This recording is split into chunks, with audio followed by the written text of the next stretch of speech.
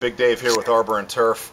Wanted to point out a lawn that we treated a week ago on the 13th of March. It's the 19th today, and we want to show you what weeds are going to look like after they've been treated with the broadleaf weed control. So I'm going to point out a couple different weeds to you. This weed right at my foot is chickweed, and that's what it looks like a week after it's been sprayed. It's going to curl, it's going to wilt, it's going to be probably another 2 to 3 weeks before it just looks basically like a dead leaf and goes away. Over here at my foot is a broadleaf weed called hairy bittercress, and it's obviously dying, but it tends to take on a different characteristic from the weed control. As you can see, it almost elongates the stems as it curls them at the same time. The funny thing about the broadleaf weed control is what it really does is it ages weeds to death. So it's made this grow fast in a real short period of time, but it's going to die. It's going to take on the same characteristics as the chickweed as well.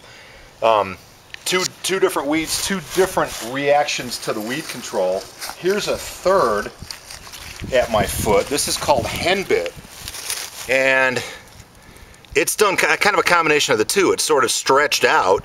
These stems were not this long, but probably a week ago, but it's stretched them out and curled them up. So it's, you know, it's doing exactly what it's supposed to do about a week after we've treated the lawn. And let's talk about some other grassy weeds that we see in lawns this time of year. You've got at my foot here poana, and then you've got some fescue right beside it.